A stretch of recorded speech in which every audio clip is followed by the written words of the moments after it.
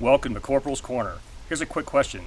What does $250 worth of Walmart survival gear look like? Stick around, we'll find out.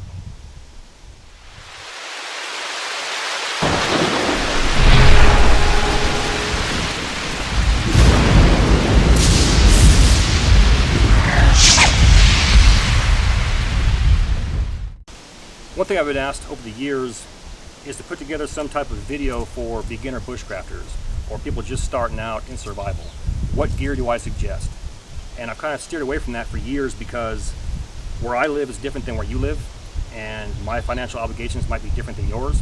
You might be lower than mine or even higher than mine. And for me to suggest, hey, go get this $280 pack might be outlandish to somebody. So I thought, why not do some research on this? So in that research, I came across quite a few of these Walmart survival challenges. Some were good, some were bad. And to be honest, a lot of them were bad. It was people with very little or no experience, people with very little or no skills, just pulling things off the shelves and trying to make it work. And I saw one pack with a gigantic pack, and then this guy's trying to carry a tent with him, and the pack was bigger than him. And I thought, you know, the idea is sound, going to a Walmart. And because in my country, Walmarts are everywhere, and people on a fixed income or low income tend to shop there. So the idea is sound. Just the way they went about it was wrong.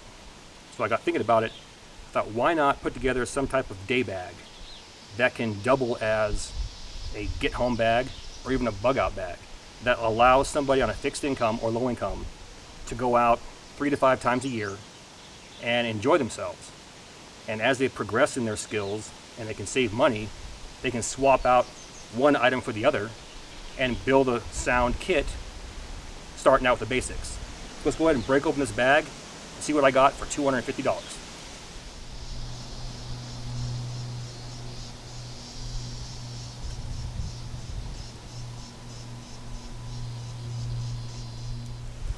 Let's go ahead and kick this off with the core or the foundation of our kit. And for me, that's always going to be the 10 C's of survivability.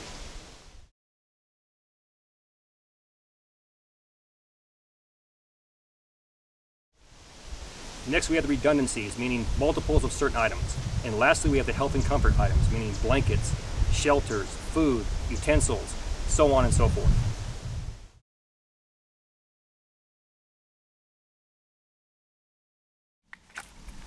For me, and somebody starting out, I suggest that they get a full tang knife, meaning the blade passes all the way through the handle. And unfortunately, at my local Walmart, we had 2 knives to pick from. And unfortunately, again, both of them are stainless steel. This one here is the Gerber Prodigy, non-serrated. The other one to pick from was an old-timer, I don't know, it was kind of like a fillet knife type deal. Had a 3-inch blade on it. And so this one here, I think was 4.5-inch blade. So I picked this one. And it was a higher end purchase. But it feels good in my hand. Again, it's full tang. And I'm quite sure that for someone just starting out, going out 3 to 5 times a year, practicing bushcraft skills, spending the night out in the woods, you should be fine with this.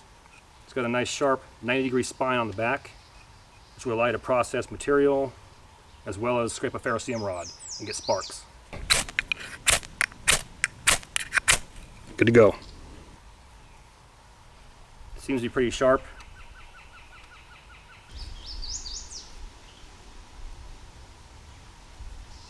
And yeah, it is taking the hair off my arm. Wow, okay. Good to go.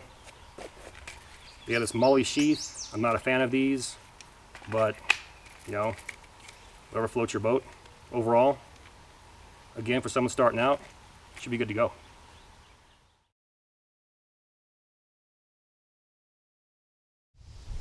So we have our Gerber Prodigy as our go-to primary cutting tool. Now for our redundancy cutting tool. It's going to be an Ozark Trail folding saw. And what I like about this already is that it's locked in place. The blade will not come out.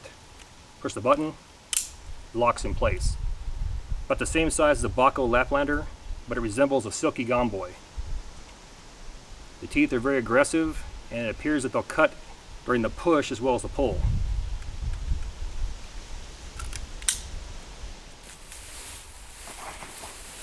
So taking my piece of wood, or my branch, I'm going to wedge it between my calf and my thigh.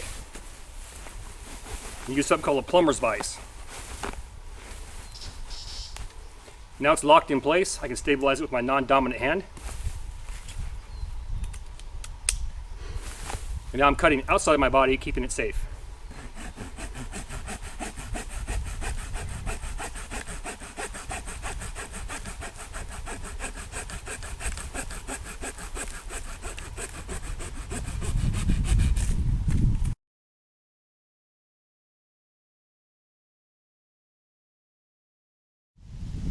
Next we have our combustion device, and I bought a pack of 5 Bic lighters. All you gotta do is flick it, light something, first time every time. If survival becomes real, you don't want to mess around with something else, let's go ahead and flick my Bic. Done deal. Now for our redundancies, I have a UST Spark Force, which is basically a mini strike force.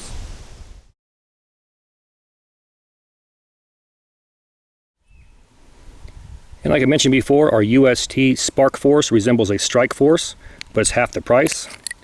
It houses a built-in ferrocerium rod and striker.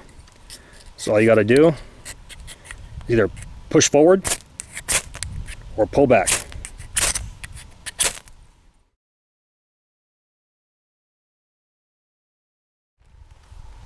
And now for our cover element. And this here was a great disappointment. Walmart only carries these plastic or polyethylene tarps. This one here I think is a 10 by 12, I believe. And they come in 2 colors, blue or gray. Blue is a medium duty and gray is a heavy duty tarp. The price is the difference, it's probably about $2 or $3, depending on the size that you buy. And it's your ordinary run-of-the-mill tarp you use to cover your wood pile or your pickup truck, the bed of your pickup truck. And is this my first choice? Most likely not. But think about this, a beginning bushcrafter, somebody who has low income, fixed income, and they're going out 3 to 5 times a year just to cover a hammock. Depending on where you live, you might not even need it. So it'll probably last you at least the season. So for the $10, why not?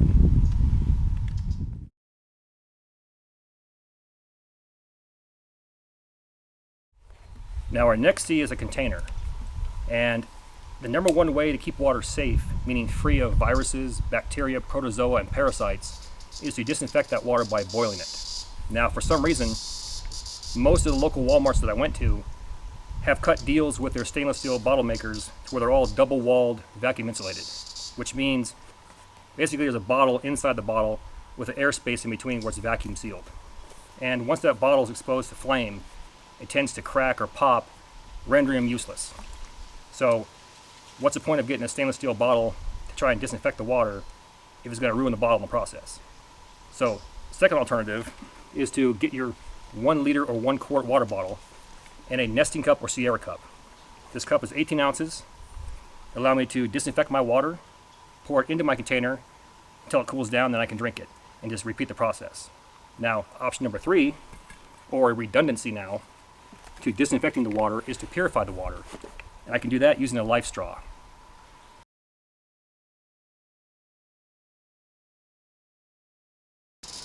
But in a pinch or a bind, if you're out here and this is all you had, you don't want to boil water or it's too hot to boil water, it's a healthy alternative or a good backup plan.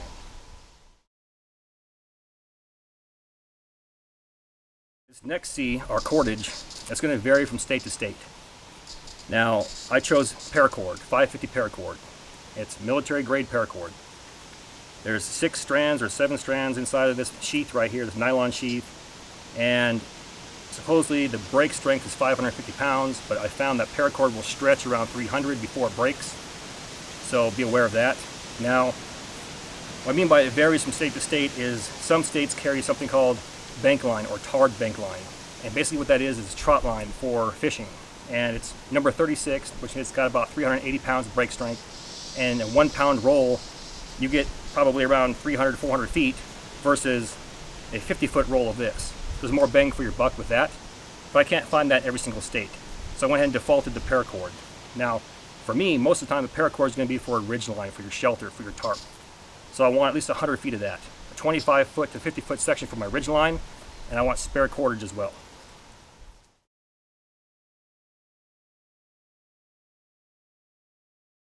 Let's go ahead and move into our second half of our 10 Cs.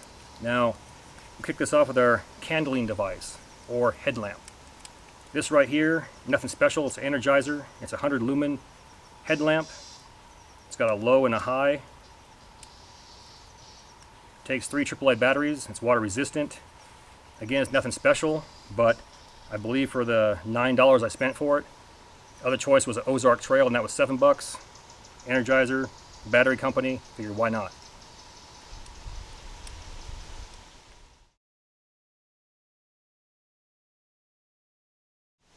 Moving on to our compass.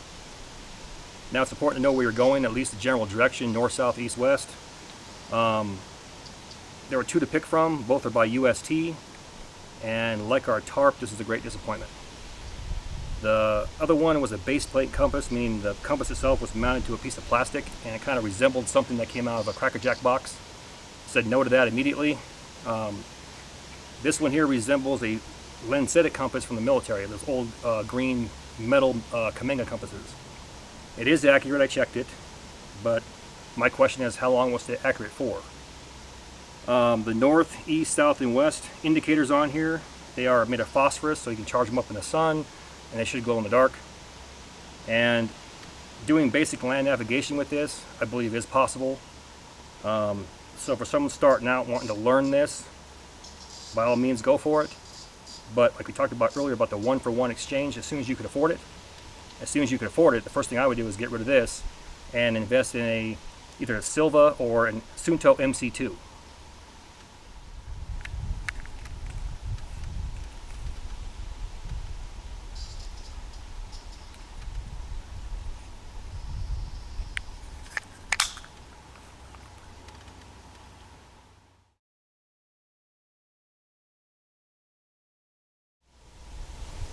Next we have 2 100% cotton bandanas. I believe these are 2x2, and you want 100% cotton for several reasons.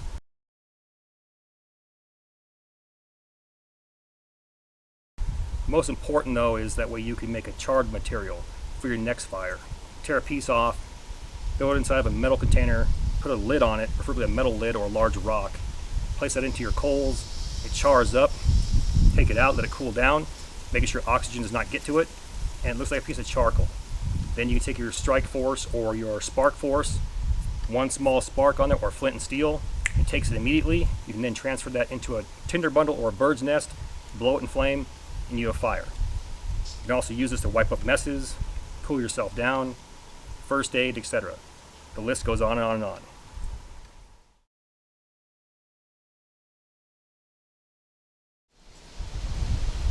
And our last 2 C's kind of go hand in hand. First we have a 1-inch roll of Gorilla brand duct tape, followed by a canvas needle or sail needle. Now Walmart did not have sail needles, but they had doll needles.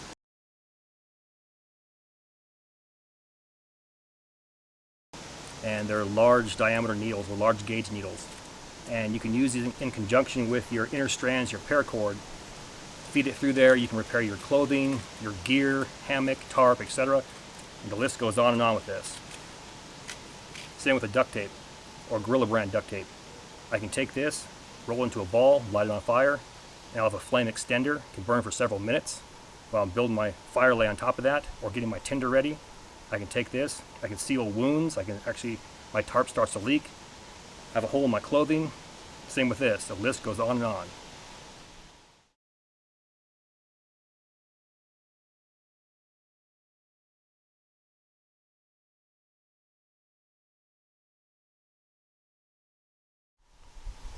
Alright, now we're getting somewhere. We talked about our 10 C's and redundancies. Let's go ahead and move on to our health and comfort items, meaning shelter, blanket, food, utensils, things like that. Let's start off with our Equip 1-person travel hammock. I'm told that it's rated for 400 pounds, about 9.5 feet long. Accompanying this, we have our adjustable hammock tree straps that are good for 300 pounds per strap. So you have 1 strap on each side. That's 600 pounds, followed by 400 pounds. We're looking at 1,000 pounds total. Sounds pretty good to go.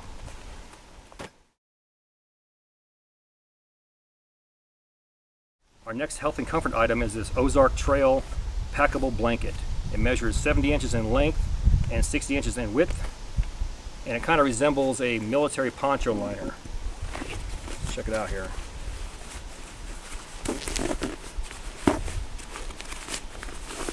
Yeah. And I chose this over a sleeping bag because the person who's starting out with skills, most likely they're going to go when the weather's warmer. Like I said, 3 to 5 times a year, probably late spring and maybe a few times during that summer. So why carry a heavy sleeping bag when you can grab something like this, stuff it into a pack, put it in your hammock, and you're good to go.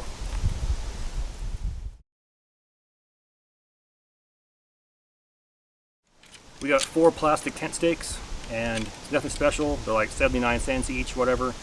And until you increase in your skills, or once you get better, you might want to make your own stakes that we don't have to carry them. But it's always good to have these in case the weather turns bad all of a sudden. You can just pound them in the ground, get under that tarp, and it's a done deal.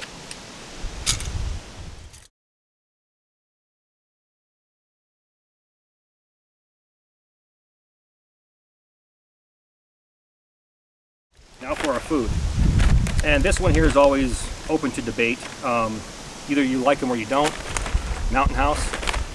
This one here is chili mac with beef, for the obvious reasons. And I got some plastic utensils here. Nothing special, just that real cheap plastic. Add your hot water to this, and you got food for the night. This is actually 2 servings, but guess what? I'm gonna eat them both.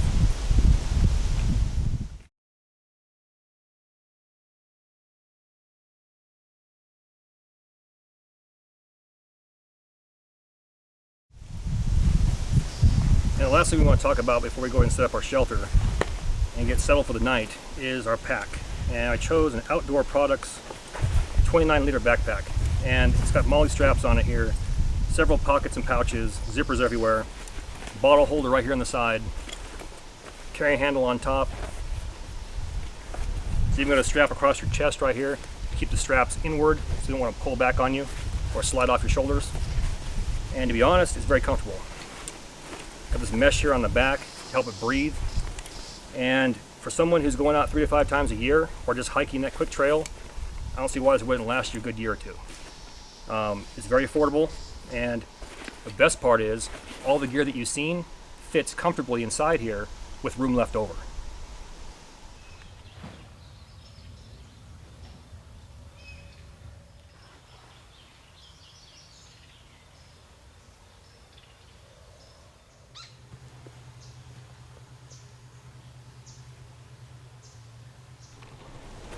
Let's go ahead and talk briefly about shelter location. We're looking for 4 things, 4 W's: wind, water, wood, and widowmakers. I want to look around. Right now it's about 85 degrees. We have a nice cool breeze blowing through here. I'll take that breeze. It's not going to concern me at all. Good to go. Check number 1. Number 2, water. Am I close to a water source? Or is my shelter next to a water source so I can resupply if I need to? There's a creek right over there. We'll go to that later. Check number 2, good to go. The next one, wood. I'm looking around here. Is there enough wood where I can sustain a fire to disinfect that water or cook my food? There's wood everywhere. Check number 3. Lastly, widowmakers, meaning any dead trees or branches that could fall and injure me or crush me in the night. I'm looking around, do an overhead check. Check number 4, we're good to go. Let's get that hammock up. Now before we can hang our tarp, we need to create a ridge line. So to do that, grab one 50-foot length of paracord, select one of your ends, and tie a bowl in. All we're going to do is rotate it over. Take your end, come out of that hole, go around the tree, and then back into your hole. Pinch it, pull it tight.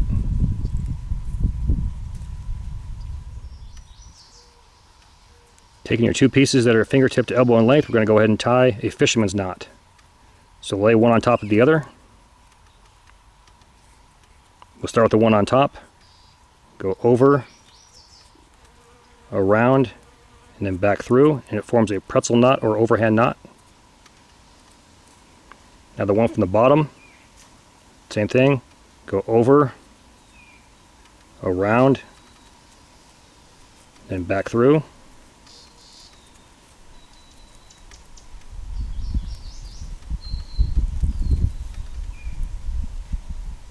Then pull them tight.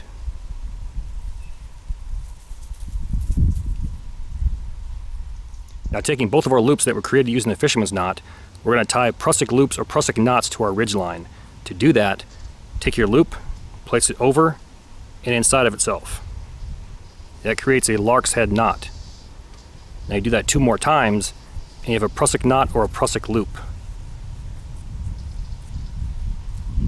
There's 2. 1 more makes 3.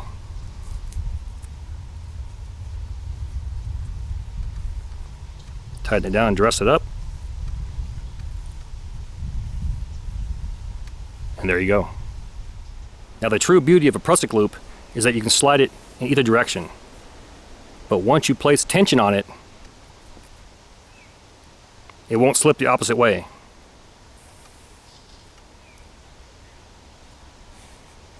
And it's perfect for a tarp on a ridgeline.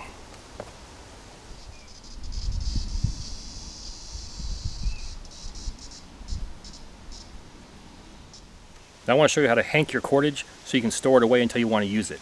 Go ahead and take your hand, do the old Spock from Star Trek. Slide your prusik loops down to your bowline. Place that between your fingers. Now between your thumb and pinky, simply wrap a figure 8. Go ahead and remove it. Now wrap it around for your top loops down to your bottom, and then tie it off with a clove hitch.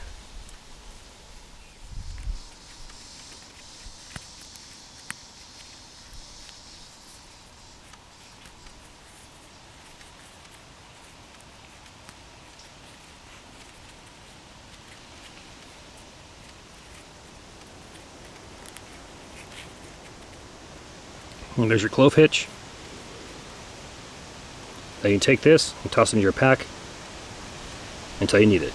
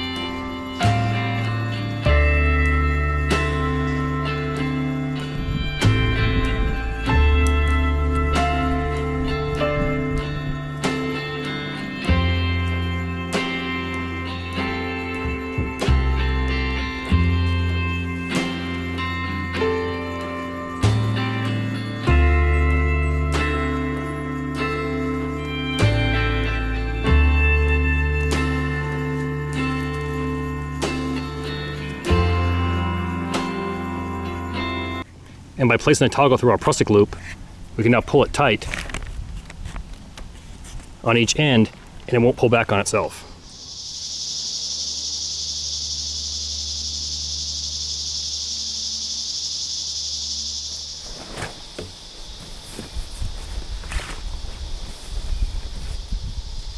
Oh yeah, smoothened it, baby. Not bad at all. Not bad for Walmart. Let's talk about a couple of things. Number 1 rule of hammocks: only hang that bad boy off the ground as far as you are willing to fall. For me, it's about 18 inches to 2 foot, no more than that. Now on our tarp, I showed you how to make your ridge line. On this end over here, we tied a trucker's hitch.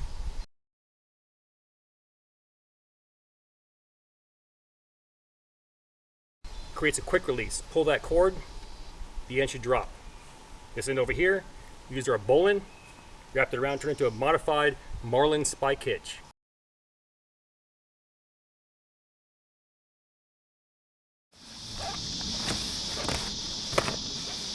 And now for the real test.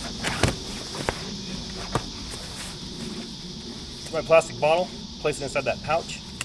Now the weight of that bottle with water inside, I should be able to drape this side over me and keep it closed, and no mosquito net will be needed.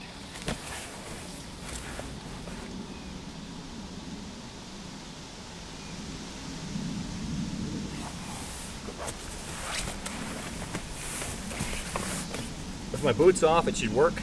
But to be honest, it seems a little bit small for me.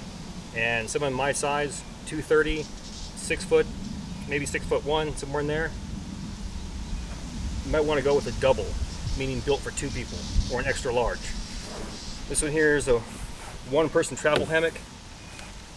And I think for, you know, someone smaller than me or a youth, be good to go. But honestly, it doesn't feel any different than a regular hammock, than my ENO or a DD hammock. No, I can get used to this.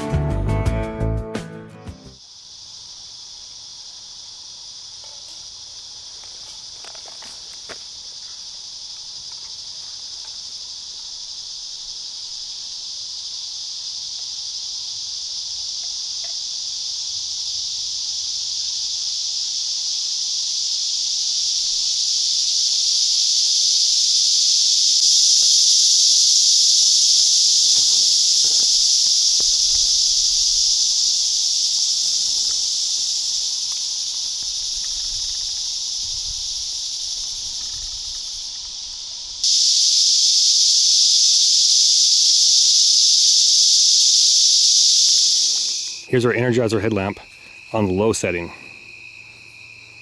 Now switch to high setting or 100 lumen. Not bad.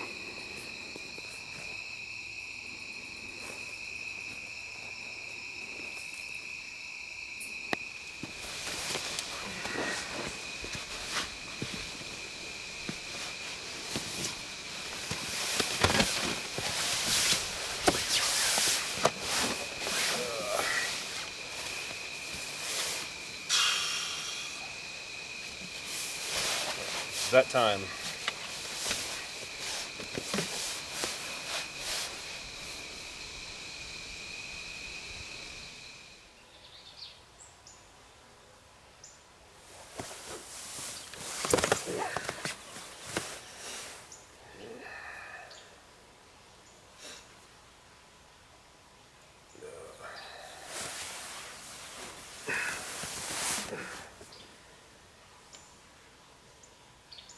Zero 552.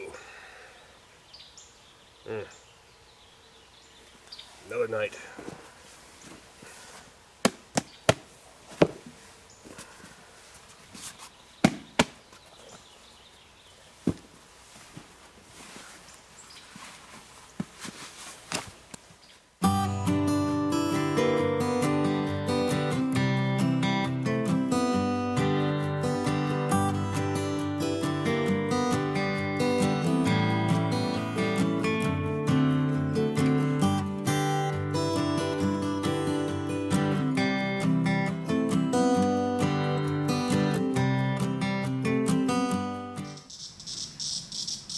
Welcome back. Walmart survival was outstanding. Let's talk about a couple of things. First off, this video was geared towards the beginning bushcrafter, someone just starting out, or somebody on a fixed income or has a low budget to work with. Number two, think about that one-for-one exchange that we talked about. As soon as you can afford some type of item that's a higher quality, swap it out for the one that's lesser grade and move on. And lastly, the very worst case, let's say you only go out 3 to 5 times a year during the warm season. That bag and those items can double as a get home bag or a bug out bag. Thank you for your comments and view support. Thanks for watching. Get out in the field, have some fun. I'm going to catch you next time.